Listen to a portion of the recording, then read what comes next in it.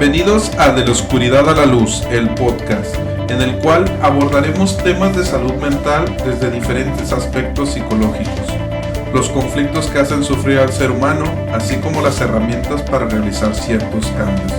Trataremos de responder las preguntas: ¿qué hace sufrir al ser humano? ¿Cómo hacer desaparecer estos conflictos? Acompáñanos.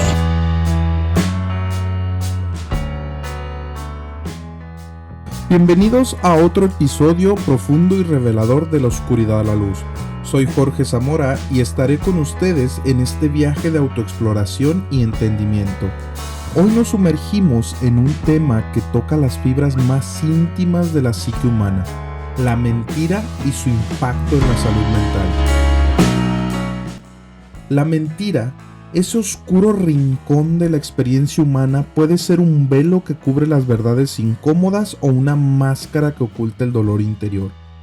En este episodio desgarraremos las capas de la falsedad para entender cómo la mentira se entrelaza con nuestra salud mental, desde las sombras más profundas hasta la posibilidad de redención y sanación.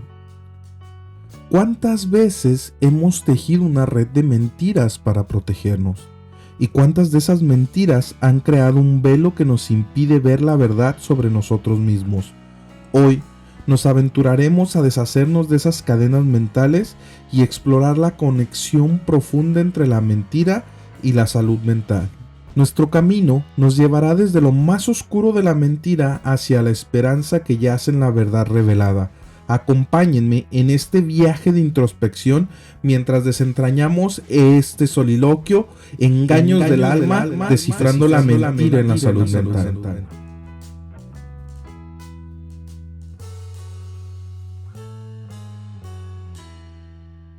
Nuestro capítulo comienza sumergiéndonos en las sombras de la mentira, donde las líneas de entre lo verdadero y lo falso se desdibujan. Para ir desarrollando este capítulo, a mí me gustaría traer El cuento del corazón delator de Edgar Allan Poe, y me gustaría ponerlo en contexto para tomarlo como brújula, ¿no? Como punto de partida en este episodio. Para aquellos que se han dado la oportunidad o que han tenido la oportunidad de leer este cuento, pues saben de lo que se trata, ¿no? En pocas palabras, es una narración de una persona que está obsesionada con un crimen que quiere cometer, ¿no? Que él quiere desvivir a una persona y en este cuento va desarrollando cómo sus pensamientos, cómo va tramando toda esta cuestión de cómo lo va a realizar y va dando, por ejemplo, puntos interesantes, ¿no? Porque él en la narración quiere convencer al lector de su cordura, ¿no? De que él está bien, de que él no está loco, de que él es una persona cuerda y te va metiendo, ¿no? En esa obsesión, te va platicando, te la va desarrollando hasta el punto culminante, ¿no? Entonces, eso se me hace interesante porque hay varios puntos que durante la narración del cuento se pudiera decir que está mintiendo, ¿no? Se pudiera ir entendiendo cómo es que se desarrolla la mentira. Más allá de que esta narración sea una trama macabra, nos sirve como esa entrada a las sombras donde la mentira se convierte pues en esta maraña, ¿no? En esto que te empieza a envolver, a cubrir y es donde se empieza a formar este velo, como lo mencionábamos al principio. Estoy a punto de dar un spoiler, estoy a punto de dar un resumen de esta historia. Si no te gusta que te adelanten a lo mejor cosas que vas a leer, pues yo te sugiero que te adelantes unos 5 minutos para que no escuches esta parte. Voy a platicarte un poco de lo que trata lo que es el cuento del corazón delator. Es una persona, el narrador, la persona que empieza a narrar esta historia. Él está obsesionado pues con una persona, ¿no? Al parecer es una persona de la tercera edad, es un anciano. Y él se empieza a obsesionar con la mirada del anciano, ¿no? Sobre todo con su ojo, ¿no? Su ojo azul, un ojo azul que él lo describe que es el ojo que es el ojo de un buitre, ¿no? Y él empieza a hablarte de su obsesión. En la narración te empieza a hablar de cómo se obsesiona, de qué es lo que le molesta de ese ojo y qué es lo que no le molesta, ¿no? Que él no quiere robar al anciano, que él no quiere simplemente hacerle daño, quiere ser mala persona. Es el ojo el que él no tolera. Y a base de esta obsesión, a base de esta idea que él tiene muy fijada en su mente, él empieza a desarrollar esta idea de desvivirlo, ¿no? De cómo desvivirlo, de cómo lo haría, y empieza a hacer intentos y empieza a actuar sobre esta idea, ¿no? Le toma 8 días, de lo que él va describiendo son 8 días y te va describiendo esos 8 días de cómo va haciendo estos intentos, cómo abre la puerta, cómo revisa, cómo entra a su cuarto, cómo lo ve dormir, y te empieza a hablar de una manera muy tenebrosa, muy macabra, ¿no? Y si estás escuchándolo, pues ibas a decir, bueno, pues, ¿de qué estamos hablando, no? Se escucha tenebroso, se escucha macabro, pero ese es casi todas las historias de Edgar Allan Poe, pues son de crímenes, ¿no? Son de oscuridad, son de terror, tienen ese feeling, ese contexto que él pone en sus narrativas, muy interesantes, ¿no? Donde te va atrapando desde el lado de la morbosidad, desde este lado de lo que puede ser lo macabro, ¿no? Entonces, en esta historia no es la excepción. Al final realiza el acto que quiere realizar, el crimen que quiere realizar. Incluso pues describe cómo se deshace del cuerpo, lo pone debajo de unas tablas de una casa, del cuarto de la persona. Pero cuando él realiza pues este acto, pues se escucha un grito, alguien le llama a la policía, llegan 3 hombres, tocan la puerta, él los recibe y les muestra toda la casa, ¿no? Les muestra el cuarto, les dice que pues la persona no estaba ahí, que estaba en un campo, no se encontraba en la casa, pero les muestra toda la casa. Y en el transcurso se empieza a notar la tensión, ¿no? En la escritura, en la narración, se empiezan a escribir con signos más de exclamación, se empieza a escribir y se empieza a notar cómo hay una tensión en la palabra del narrador, y cómo, por ejemplo, él te describe su sentimiento interno y lo que le decía o le contestaba a las personas, en este caso pues a los policías que estaban ahí. Él empieza a hablar de lo que es el corazón y en la narración pues podríamos entenderlo, ¿no? Al momento que tú estás leyendo esta historia lo puedes entender como la metáfora de lo que es él empieza a hablar de cómo él empieza a escuchar este corazón latente, este ruido de este palpitar del corazón, que esto simboliza prácticamente pues el remordimiento. Pero también, ¿no? Y para irlo aterrizando en el tema que vamos a desarrollar el día de hoy, podría ser también la metáfora de lo que es la verdad, ¿no? La verdad ineludible, lo que está ahí, lo que realmente sucedió. El remordimiento no muchas de las veces el remordimiento pues es esta culpa, ¿no? Viene a ser esta culpa, viene a ser este sentimiento de cosas que no realizaste o cosas que no dijiste. Porque la realidad está ahí, porque la verdad está ahí. Entonces, en el cuento literario, el corazón podríamos interpretarlo como una metáfora de lo que es la verdad palpable, la verdad ineludible, que sigue latiendo pues en la oscuridad. A pesar de que tú ocultes ciertas cosas, la verdad siempre va a estar ahí. Y a veces esta es la verdad que está debajo, es la que te hace hacer ciertas cosas, ¿no? Y como en la narración, se puede ver cómo, por ejemplo, él, a pesar de su obsesión, empieza a realizar compulsivamente ciertos actos de conducta para tapar esa culpa, para tapar ese remordimiento, para tapar esa verdad. Y es algo de lo que podemos hablar. Muchas de las veces la psique humana así es. Hay cosas que tú ocultas, que tú las mandas a la profundidad, pero ahora que están en la profundidad, tú tienes que desarrollar una compulsión para tapar o para evitar o para sabotear o para disimular o para escapar ciertas cosas. Y es como la mentira siempre se va a ir manifestando, siempre se va a ir expresando, ¿no? La verdad pues es inevitable, diría Thanos, ¿no? La verdad es inevitable, diría Thanos.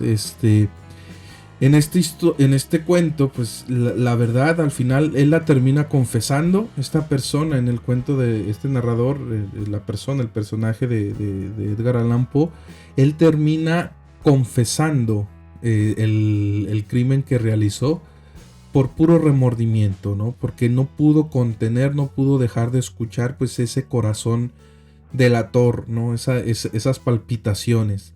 Y muchas de las veces, pues así es la mentira, ¿no? Así es la mentira en nosotros. A medida que nos sumergimos en esta historia de Edgar Allan Poe, observamos cómo la mentira se convierte en una prisión autoimpuesta. Muchas de las veces eso sucede, ¿no? La mentira nos hace meternos a nosotros mismos en un personaje, en algo que ahora tenemos que hacerlo real. Porque ya mentimos, ahora tenemos que sostener esa mentira. ¿Cuántas veces, como el narrador de este cuento, hemos tratado de ocultar nuestras verdades más oscuras? Recordemos, en la oscuridad de la mentira, también encontramos la oportunidad de confrontar nuestra verdad más profunda. Si algo nos queda claro con este cuento de Edgar Allan Poe, es que la mentira es una maraña. Es un velo que se crea, algo que cubre lo que es la verdad. Pero podríamos también preguntarnos, ¿quién no ha mentido a lo largo de su vida? ¿Quién no ha dicho una mentira? Por muy buena, muy inocente, muy grande, muy pequeña, en algún punto todo ser humano ha dicho una mentira. Tal vez es algo que tú no realizas habitualmente, tal vez sí, pero no hay ser humano en la tierra que podamos decir, esta persona pues nunca ha mentido. Se dice de repente, hay esta frase de esta persona es un libro abierto, ¿no? Puede ser, pero en algún punto todos hemos usado la mentira. Entonces, ahora nos vamos a adentrar en los orígenes de la mentira. Vamos a explorar sus motivaciones internas. ¿Qué lleva al ser humano a crear esta tela engañosa, esta maraña, este velo? ¿Por qué? Porque es necesario. Desde la infancia hasta la adultez, la mentira se entrelaza con nuestras vidas de maneras complejas y a menudo imperceptibles. A veces no nos damos cuenta ni siquiera en qué momento o por qué estamos mintiendo. Claro que hay motivaciones por las que el ser humano puede llegar a mentir. Para evitar castigos, podríamos decir. Una de las primeras motivaciones, lo que queremos impedir es evitar un castigo. Entonces nos podremos aquí preguntar cuántas veces hemos tejido mentiras para eludir las repercusiones de nuestras acciones. Cuántas veces hemos mentido para no ser castigados, para no recibir ese castigo, para no recibir ese daño. Tratamos de evitar el castigo a lo largo de nuestras vidas, en todos los ámbitos o en todos los departamentos de nuestras vidas. Tratamos de evitar los castigos, por ejemplo en el trabajo, ¿no? Si un empleado comete un error en algún proyecto o algo que están realizando o que se está realizando en equipo, si alguien comete un error, tal vez tú minimizas la participación en este proyecto o culpas a otros miembros del equipo. Tal vez ya sea en el ámbito académico, ¿no? En la escuela, si un estudiante no ha completado una tarea importante, pues finge que pues tiene una emergencia personal para justificar la falta de trabajo o decir que pues, por algo no entregó la tarea, ¿no? O que el archivo está dañado. Lo muy común, ¿no? A veces en la escuela es que se dañó el archivo. Ahorita que ya se pueden mandar las tareas en PDF y todo se manda por en línea, se justifican muchas de las veces con estas cuestiones, ¿no? En la salud, ¿cuántas de las veces cuando un doctor te da una sugerencia de las indicaciones médicas que debes de seguir, cómo de alguna manera mientes, ¿no? Ocultas ciertos comportamientos, tal vez cosas que te dicen que no puedes comer y mientes diciendo pues que no lo estás haciendo, lo haces a escondidas. No seguir es prácticamente una dieta, dejar de tomar ciertos medicamentos sin notificarle o dejarle saber a tu doctor. Entonces, a lo largo de lo que viene siendo esta parte de evitar castigos, mientes, ¿no? Muchas de las veces es algo tan profundo, algo que a lo mejor se te enseñó desde chiquito, ¿no? La consecuencia de la mentira es: si no haces esto te castigo, si no haces esto te reprendo. Entonces has aprendido con el reprendimiento, con el castigo, con el regaño, con la humillación. Entonces cuando hay esta humillación y todas estas cuestiones con las que tú estás vinculado, con la que tú estás conectado, vas a usar este tipo de conductas, vas a usar este tipo de actos, o vas a decir este tipo de situaciones que a lo mejor, como lo has venido escuchando, no son grandes mentiras, no son situaciones que a lo mejor puedes decir, bueno, pues estoy mintiendo de que comí pan, ¿no? Estoy mintiendo de que no participé en este trabajo, estoy mintiendo de que mi archivo está dañado para entregar la tarea, ¿no? Son mentiras pequeñas, ¿no? Pero a lo mejor son recurrentes, a lo mejor son habituales. Pero aquí lo que yo quiero poner en contexto es ¿qué motiva a mentir? Uno, evitar los castigos. Otra de las motivaciones podría ser obtener beneficios personales, ¿no? Por ejemplo, en el ámbito laboral, ¿no? A veces un empleado exagera sus logros y habilidades durante una entrevista de evaluación de desempeño porque busca tener beneficios personales, un aumento de salario o una promoción. En el ámbito financiero, podría ser que un individuo miente sobre sus ingresos para calificar para un préstamo o una línea de crédito con la intención de obtener pues estos beneficios financieros, ¿no? Con la intención de obtener pues lo que viene siendo este crédito. En las relaciones interpersonales igual, un amigo engaña a otro, una amiga engaña a otra para obtener un favor o un apoyo, ¿no? Representa a lo mejor una historia, un cuento, una narrativa manipulada para sus propios beneficios, ¿no? Buscando aprovecharse de la buena voluntad, pues de la amistad que tiene. Entonces, otra de las razones, otra de las motivaciones podría ser obtener beneficios personales. Otra de las razones o las motivaciones por las que se puede mentir es para preservar la imagen, ¿no?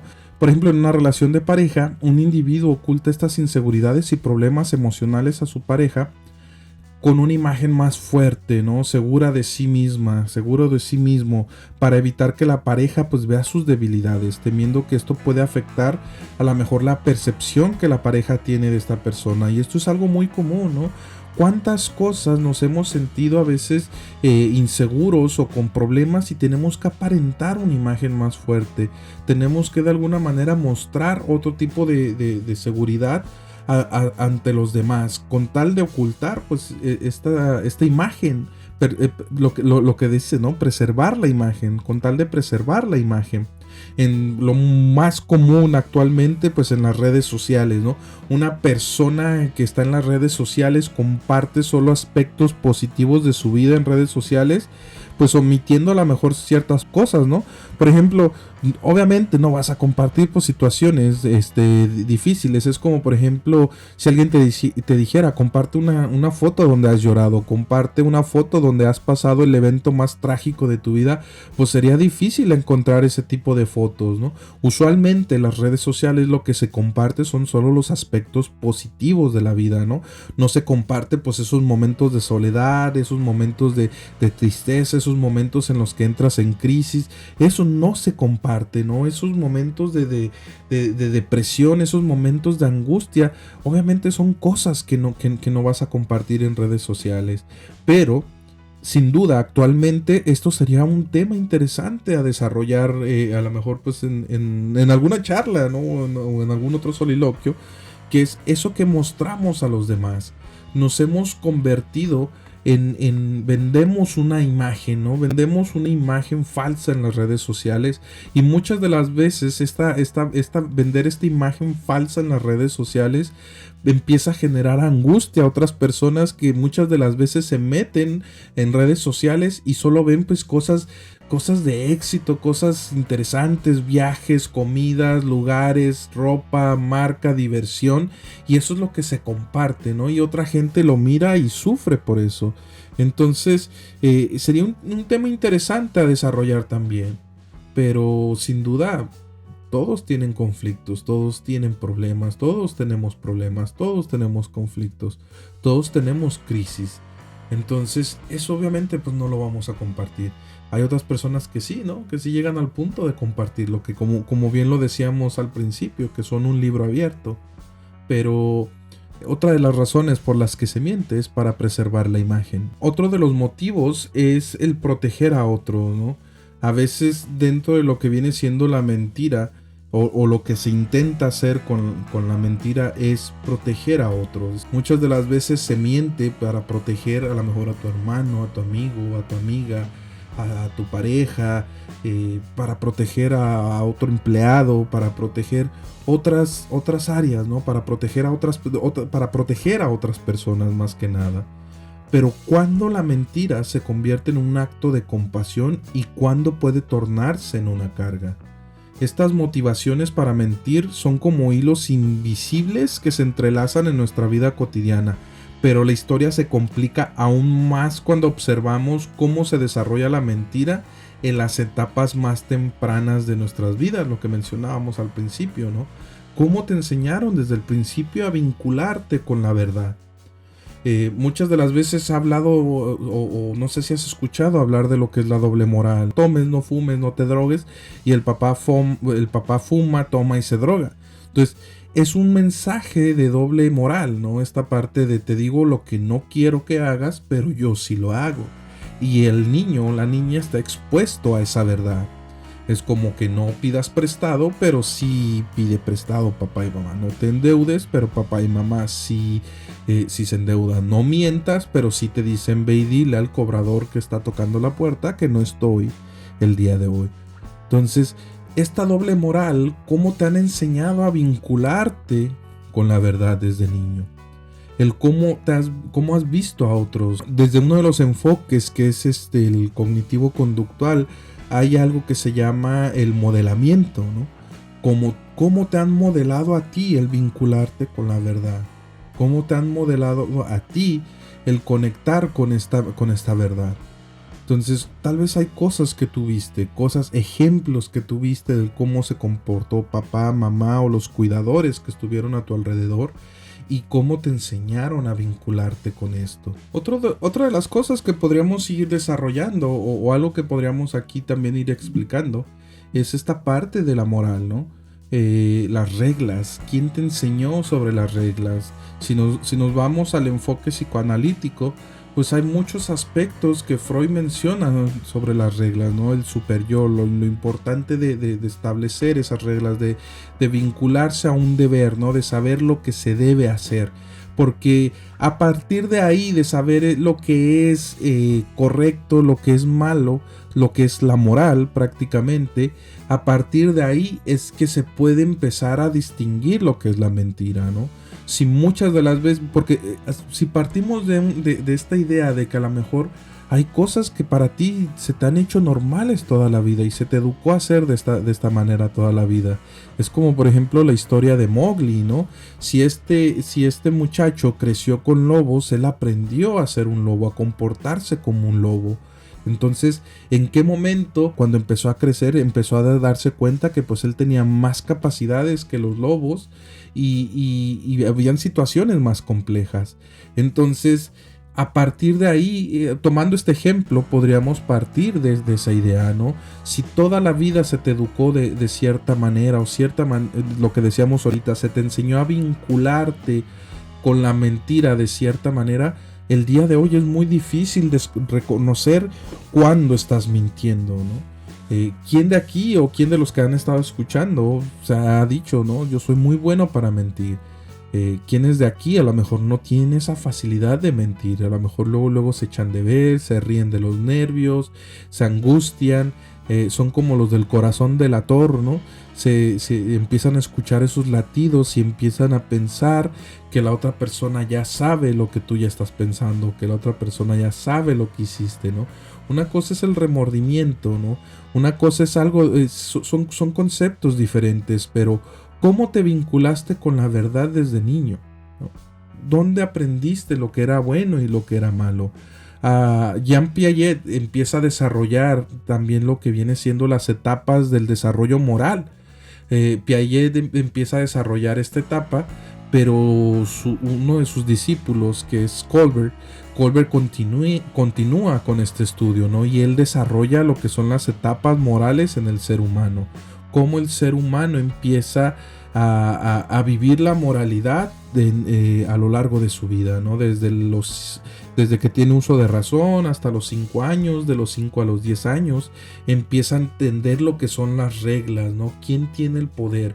¿Qué significa el no? ¿Qué significa el sí? ¿Qué significa el castigo, no? Freud, por ejemplo, lo propone desde la parte de lo que viene siendo la etapa anal, ¿no? Él menciona mucho esta parte de la etapa anal, donde al niño se le da un premio, se le da un castigo cuando logra pues hacer sus defecar de la manera apropiada. Entonces, desde muy pequeños nos estamos vinculando, estamos conectando con lo que es el concepto del castigo, el poder, la realidad, la verdad, que son conceptos que a mí en lo personal, yo pienso que si los pensamos van de la mano, ¿no? El poder, el qué es lo que es real, lo que es la moralidad, lo que es la ética, ¿no? Cómo se desarrolla un sujeto ético, ¿no? Realmente en qué momento empiezas a aprender lo que significa un super yo, un deber ser, o algo que necesito cumplir, algo que necesito seguir, ¿no?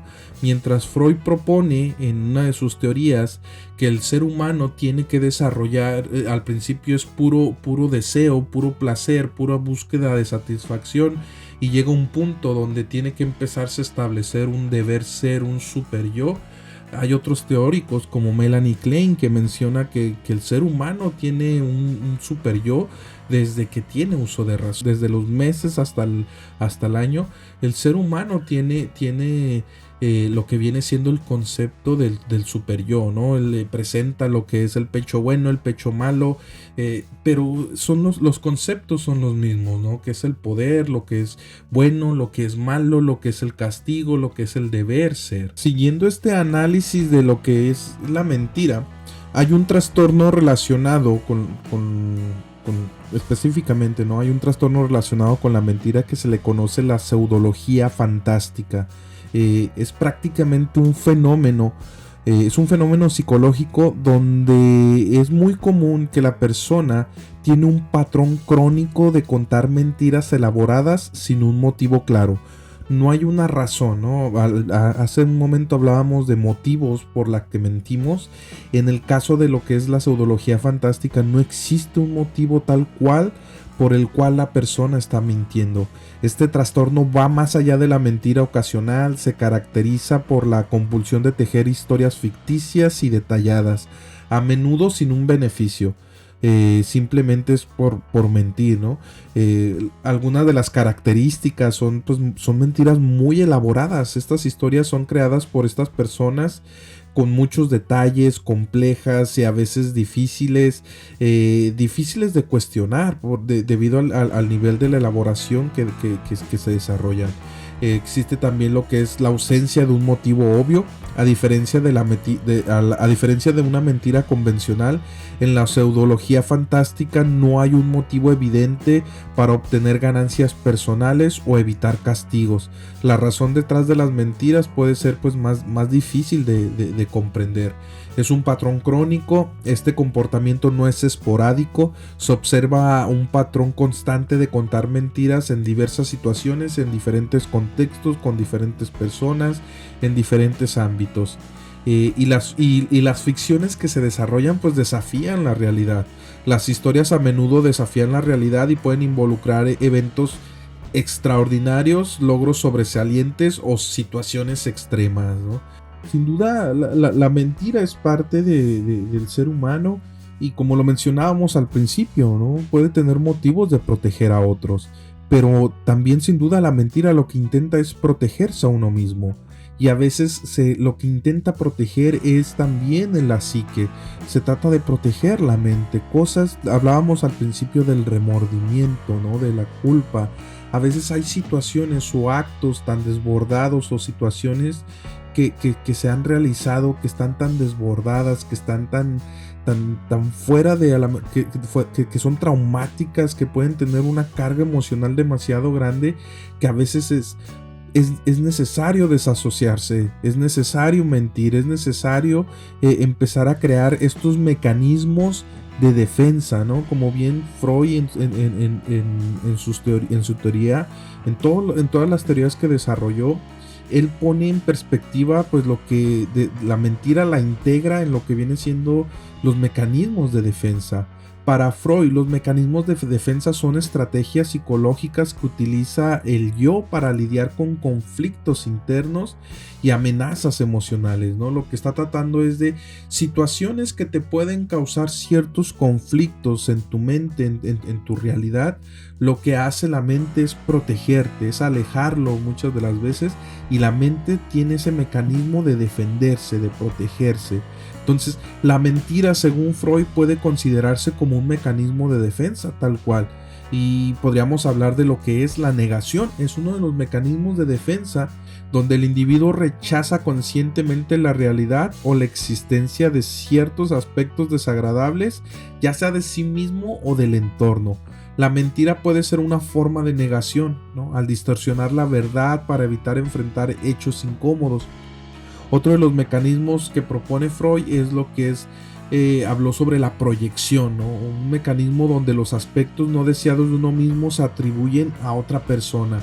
En el contexto de la mentira, alguien puede proyectar sus propias inseguridades o fallas al crear narrativas falsas que reflejan pues una realidad totalmente distorsionada de él, de su persona, o incluso es cuando se empieza a caer y a decir, hay un dicho que dice, ¿no? El león empieza a juzgar por su propia condición.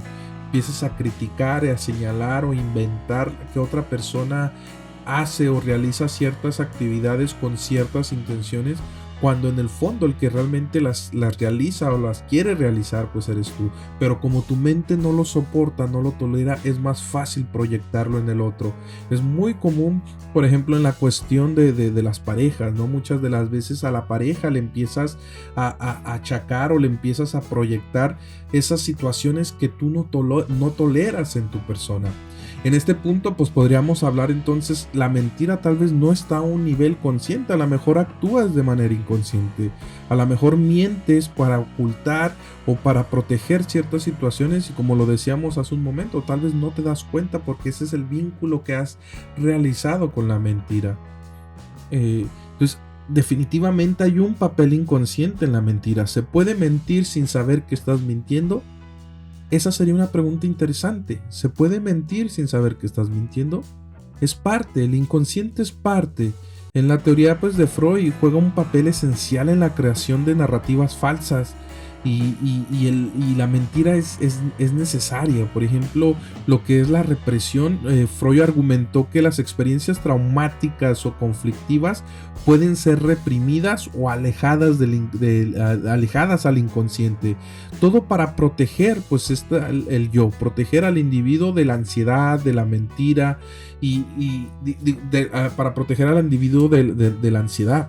Es así como la mentira puede surgir como una forma de ocultar estos contenidos reprimidos y crear narrativas más aceptables, ¿no? Con esto es, por ejemplo, volvemos a la historia del corazón delator, ¿no?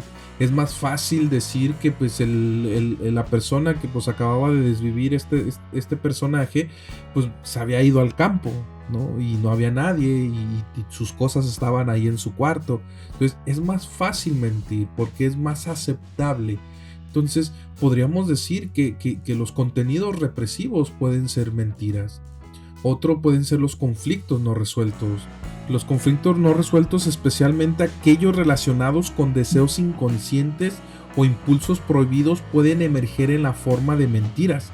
Cosas que tú no aceptas, ¿no? Cosas que a ti se te han prohibido, deseos inconscientes, a lo mejor el querer engañar a tu pareja, a lo mejor ciertas cosas, situaciones, fijaciones, obsesiones que tienes ahí muy resguardadas, muy en el fondo, y a veces, ¿qué tanto alimentas ese lado oscuro, ¿no? ¿Qué tanto hay esa oscuridad dentro de ti y qué tanto no lo puedes tolerar y qué tanto lo consideras prohibido o se te ha enseñado a ocultarlo o a alejarlo, por lo que de alguna manera todos estos conflictos no resueltos te llevan a mentir, y te llevan a sentirte que estás viviendo una doble vida, ¿no? ¿Cuántas de las veces te has dejado ir por la pasión o por estos deseos inconscientes o impulsos prohibidos, y a la misma vez también de alguna manera sostienes un super yo, sostienes un deber ser, cuidas una imagen ante los demás? Entonces, ¿cuántas de las veces esto ha causado esta división dentro de ti, esta separación y el sentir que viven dos personas en tu interior, porque no lo toleras. Entonces se hace una construcción de una realidad falsa que puede servir como una estrategia prácticamente, pues, para mantener a raya estos conflictos que tú tienes, ¿no? Y proteger la integridad del yo. En sí, no se trata de que pienses si la mentira es buena, si la mentira es mala. ¿Cuál es tu relación con la mentira? ¿Cómo te has vinculado con la mentira? Aunque Freud abordó la mentira como parte de mecanismos de defensa, también reconoció que en ciertos contextos la mentira puede tener una función adaptativa. Por ejemplo, en su obra El malestar de la cultura sugirió que ciertos niveles de deshonestidad pueden ser necesarios para la convivencia social, proporcionando una máscara social más aceptable. Se dice que la verdad siempre sale a la luz. Y a veces es complejo, ¿no es cierto? Hay mentiras que te puedes llevar a la tumba, hay mentiras que puedes vivir muchos años y cuando quieres decir la verdad, pues ya es tarde para hacer los cambios, para ponerte en paz con esa verdad.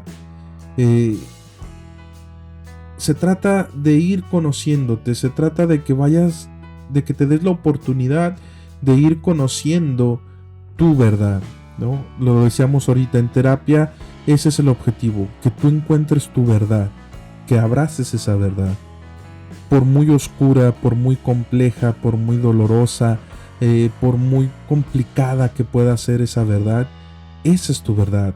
Eso es lo que has vivido, eso es lo que has pasado, eso es lo que realmente está en tu mente, eso es lo que realmente deseas hacer, eso es lo que realmente está en esa profundidad de ti. Entonces se trata de abrazarlo y aceptarlo y una vez que tú lo aceptas, tú decidirás qué hacer con eso, tú decidirás qué paso dar. No estás solo, a veces la verdad es muy difícil, es muy compleja. Y se trata de acompañarte, ¿no? De acompañarte en ese camino que puede ser a veces, puede ser confuso, puede ser oscuro, ¿no? Y se trata de eso, de darte esa luz al final, pues no de un túnel, pero darte un poco de luz y decirte, no estás solo, no estás solo. Y podemos buscar la verdad y podemos encontrar lo que está ahí detrás de eso, de esa mentira, y poder aceptarlo y poder acompañarte en esa aceptación. De mi parte, el día de hoy, pues de eso se trató el podcast. Espero pues te haya gustado, espero te hayas llevado algo. Igual pues seguiremos haciendo este proyecto. Cualquier cosa me puedes mandar un mensaje y seguimos en contacto. Que pases buen día, gracias por darte la oportunidad.